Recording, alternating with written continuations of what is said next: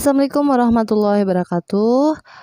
Alhamdulillahirrabbilalamin. Selamat siang mahasiswa semuanya.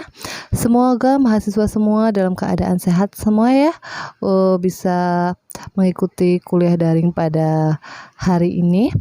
Pada kesempatan yang baik ini, di pertemuan yang kedua ya, ini kita akan membahas materi selanjutnya. Kalau di pertemuan sebelumnya kita sudah membahas terkait dengan distribusi sampling rata-rata dan proporsi. Untuk kesempatan ini, di pertemuan ini kita akan membahas terkait dengan bab distribusi sampling, selisih rata-rata dan selisih proporsi. Masih di mata kuliah metode statistika 2, kita akan melanjutkan materinya. Baik. Seperti yang kita ketahui kemarin, kita sudah belajar apa itu distribusi sampling. Nah, di sini kita ulangi lagi, apa sih itu sebenarnya distribusi sampling? Distribusi sampling merupakan kumpulan nilai-nilai statistika yang sejenis lalu disusun dalam suatu daftar sehingga terdapat hubungan antara nilai statistik dan frekuensi statistik. Jadi di sini kita mengumpulkan suatu data atau nilai-nilai statistika yang sejenis pastinya. Kalau memang kita mengambil data terkait dengan mahasiswa ya, semuanya data terkait mahasiswa itu terkait apa dulu nih? Terkait hasil UTS dan UAS. Berarti nilai-nilai statistikanya itu terkait dengan nilai UTS dan UAS sejenis kan. Terus dalam satu daftar sehingga nanti akan ada hubungan antara nilai statistika yang kita peroleh dari data tersebut dengan frekuensi statistiknya. Ini adalah menurut Sujana pada tahun 2001. Kita akan masuk ke distribusi sampling selisih rata-rata. Kalau tadi adalah distribusi sampling secara umum, kita masuk ke lebih distribusi sampling selisih rata-rata. Apa itu distribusi sampling selisih rata-rata? Itu adalah suatu kumpulan bilangan-bilangan yang merupakan selisih rata-rata dari dua sampel yang berbeda berdasarkan pada dua sampel tertentu dari ukuran parameter dua populasinya. Jadi di sini data yang kita peroleh kumpulan dari bilangan-bilangan yang merupakan ternyata selisih dari dua rata-rata dari suatu sampel yang berasal dari dua populasi. Jadi kita di sini mengambil dua populasi, di mana populasi itu kita ambil sampelnya, terus kita cari rata-rata dari masing-masing sampel, terus kita cari selisih antara sampel yang pertama dan yang kedua. Itu yang disebut dengan distribusi sampling selisih rata-rata, dan data-data tersebut kita kumpulkan sehingga akan menjadi suatu daftar, sehingga itu yang disebut dengan distribusi sampling selisih rata-rata. Di sini untuk ukuran sampel N1 dan N2 yang cukup besar, jadi misalkan banyaknya sampel itu untuk N1 dan N2 itu lebih besar daripada 30. Jadi kalau kita mengambil suatu sampel dan sampel itu lebih besar daripada jumlahnya lebih dari 30, berarti ini termasuk ukuran sampel yang besar. Maka distribusi sampling selisih rata-rata sangat mendekati distribusi normal. Jadi kalau kita mencari datanya atau sampel yang kita gunakan itu adalah melebihi 30 jumlahnya, itu berarti sudah mendekati distribusi normal. Untuk mengubah ke dalam bentuk normal standar, maka diperlukan rumus nilai baku. Karena mendekati distribusi normal, berarti kita bisa mencari nilai bakunya. Nilai baku itu apa? Z. Maka kita peroleh Z itu sama dengan X bar 1. Jadi rata-rata dari sampel 1 dikurangi dengan X bar 2 dikurangi mu X1 dikurangi X2 gitu. Jadi rata-rata dari sampel tersebut dibagi dengan standar deviasi dari X1 dikurangi X2. Jadi standar deviasi dari selisih rata-rata tersebut begitu. Dimana rata-rata itu adalah mean X bar itu adalah mu X1 min X2 itu sama dengan mu1 dikurangi mu2. Jadi rata-rata dari populasi 1 dengan populasi yang kedua. Sedangkan simpangan bakunya dari sigma X bar 1 dikurangi X bar 2 itu adalah akar dari mu1 kuadrat per N1 ditambah sigma 1 kuadrat plus N1 ditambah sigma 2 kuadrat per N2. Itu untuk mencari standar deviasi dari selisih rata-ratanya. Jika sigma 1 kuadrat dan sigma 2 kuadrat tidak diketahui, maka dapat menggunakan standar deviasi dari sampelnya tersebut begitu. Jadi kita bisa menggunakan standar deviasi dari sampelnya tersebut tanpa kita mencari standar deviasi dari sampel rata-ratanya, selisih rata-ratanya tersebut, seperti itu.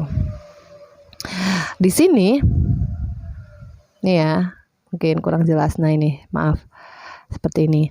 Nah jadi ini setnya itu adalah nilai bakunya, dimana X bar 1 dikurangi X bar 2 mu X1 itu dimana di keterangan mu X bar 1 dikira X2 itu sama dengan mu 1 dikurangi mu 2, rata-rata dari sampel 1 dikurangi rata-rata dari sampel 2. Terus simpangan bakunya juga sama, sigma X bar 1 dikurangi sigma X bar 2 itu sama dengan sigma 1 kuadrat dibagi N1 ditambah akar dari sigma 1 kuadrat dibagi N1 ditambah sigma 2 kuadrat per N2.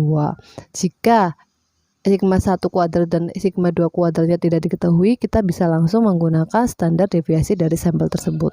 Tidak harus dari simpangan baku tersebut, begitu. Paham ya?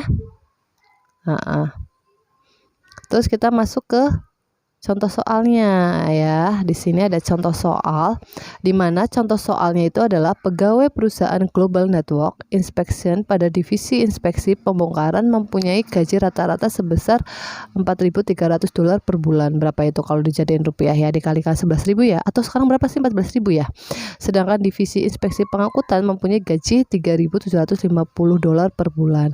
Setelah dihitung, diperoleh rata-rata hitung dari deviasi kuadrat setiap gaji terdapat. Gaji rata-rata deviasi inspeksi pembongkaran adalah $52.000. Telah dihitung ya, ternyata rata-ratanya. Terus sedangkan divisi inspeksi pengangkutan itu adalah $19.500 untuk deviasi kuadratnya. Bila diasumsikan diambil sampel random, jadi di sini sampelnya random pada divisi inspeksi pembongkaran sebanyak 90 orang dan divisi inspeksi pengangkutan 75, berapakah probabilitas selisih rata-rata gaji dari dua sampel lebih besar dari $500?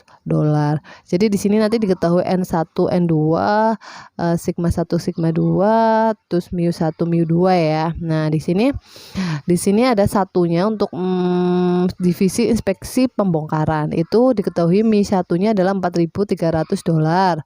Sedangkan pengangkutannya, divisi inspeksi pengangkutan itu adalah $3.750 mi 2-nya. Terus sigma 1 kuadrat itu adalah $52.000, sigma 2 kuadrat $37, yaitu $37.000. N1-nya 90, N2-nya 75. Maka yang ditanyakan adalah selisih, yaitu X bar 1 dikurangi X bar 2 lebih besar daripada 500 kan yang dikatakan tadi. Gaji probabilitas selisih rata-rata. Jadi X bar 1 dikurangi X bar 2 lebih besar daripada $500 kan, lebih besar dari 500. Maka di sini kita cari mu X bar 1 dikurangi X bar 2 itu adalah mu 1 dikurangi mu 2, berarti 4.300 dikurangi 3.750. Ketemunya 550.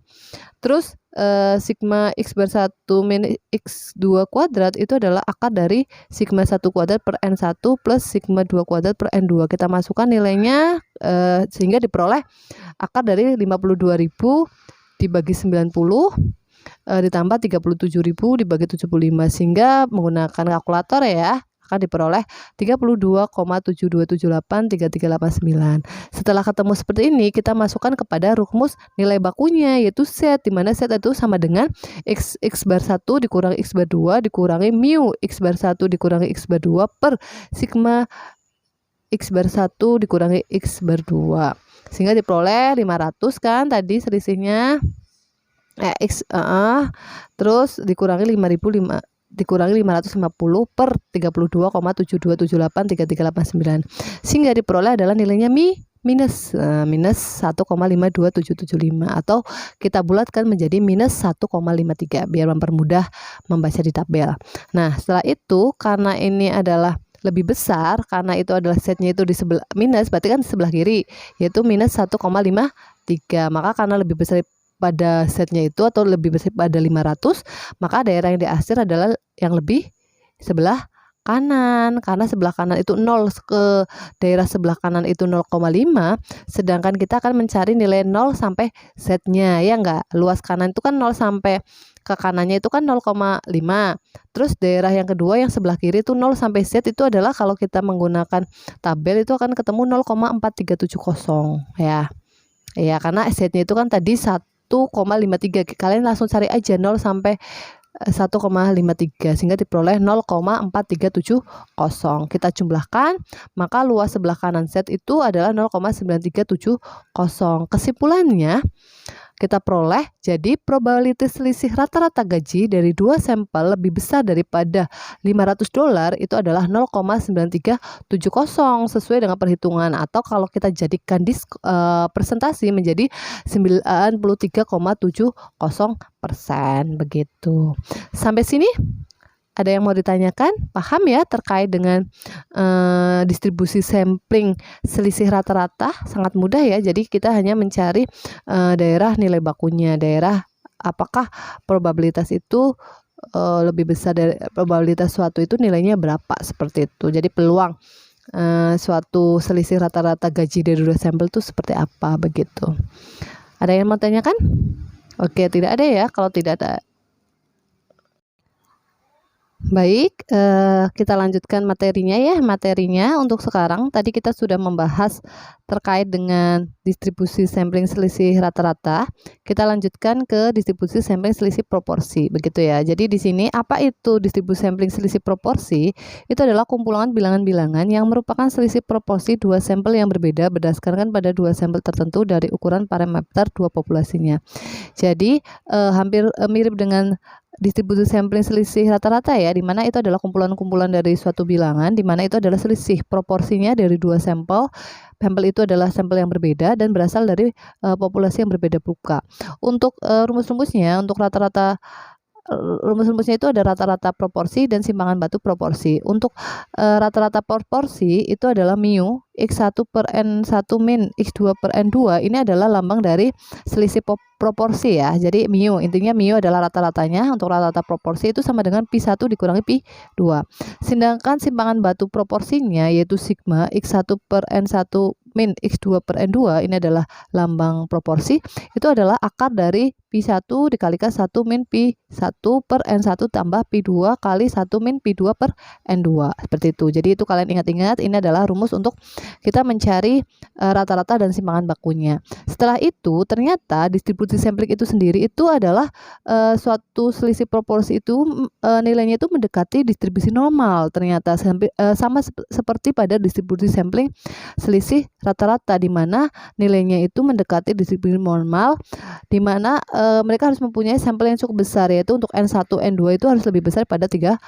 Maka untuk merubahnya menjadi bentuk normal standar, maka diperlukan rumus yaitu nilai bakunya. Karena mereka mendekati nilai standar normal, maka mereka bisa dicari nilai bakunya, yaitu Z sama dengan X1 per N1 dikurangi X2 per N2 dikurangi mu X1 N1 min X2 per N2 dibagi dengan sigma X1 per N1 min X2 per N2. Ini rumusnya, rumus untuk mencari nilai bakunya.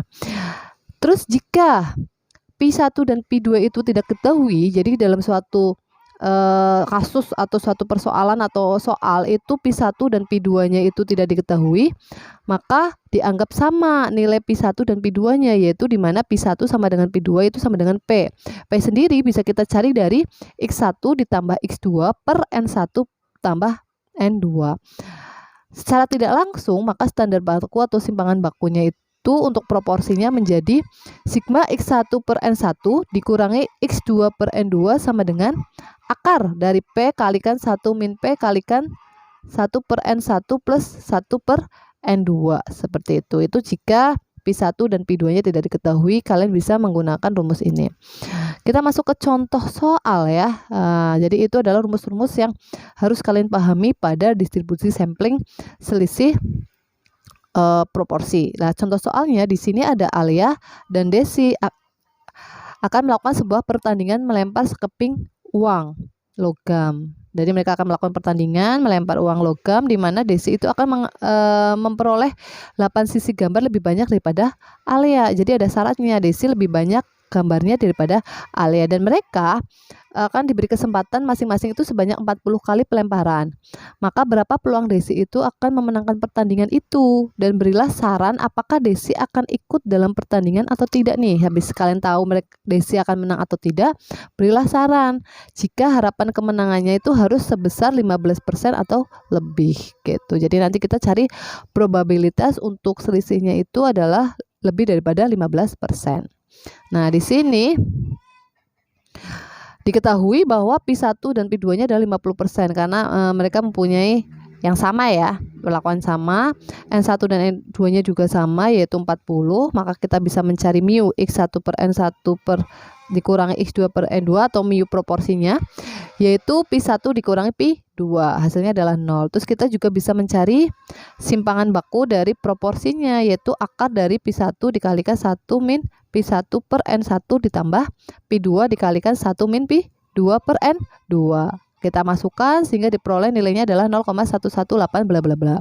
Terus kita cari nilai bakunya dengan rumus yang tadi, yaitu X1 per N1 dikurangi X2 per N2 dikurangi dengan mu proporsi dibagi dengan simpangan baku proporsi. Di sini ada kesalahan ya, sedikit kesalahan, yaitu untuk simpangan bakunya itu harusnya 0,11, di sini 1,34, nanti ganti, tapi hasilnya sama, betul 1,34.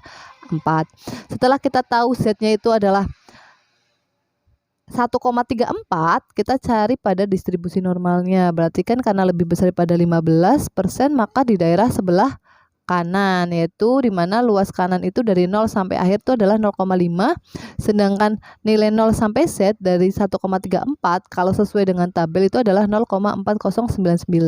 Karena kita hanya mencari daerah yang diarsir ini ya, maka kan akhirnya luasan kanal 0 sampai terakhir 0,5 itu dikurangi luasan 0 sampai Z, berarti 0,5 dikurangi 0,4099 sehingga diperoleh nilainya adalah 0,0901. Jadi peluang Desi memenangkan pertandingan ini adalah 0,0901 atau 0,01%. Karena peluangnya itu kurang dari harapan menangnya, yaitu dimana harus lebih besar daripada 15%, maka disarankan tidak perlu mengikuti pertandingan ini karena ternyata peluang Desi untuk menang itu hanya 9,01%, padahal yang diharapkan adalah lebih dari 15% untuk bisa memenangkannya itu. Sampai sini ada yang mau ditanyakan terkait dengan distribusi sampling selisih proporsi? Paham ya? Jadi tadi ada kesalahan penulisan saja di situ. Intinya seperti itu. Jadi kalian mencari peluang kemenangan dari pertandingan tersebut.